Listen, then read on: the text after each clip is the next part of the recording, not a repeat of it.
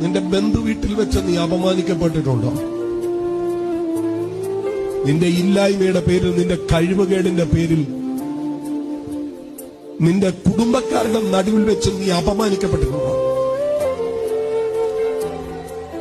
നിന്റെ സഹപാഠികളുടെ മുൻപിൽ വെച്ച് നീ നിന്ദിക്കപ്പെട്ടിട്ടുണ്ടോ?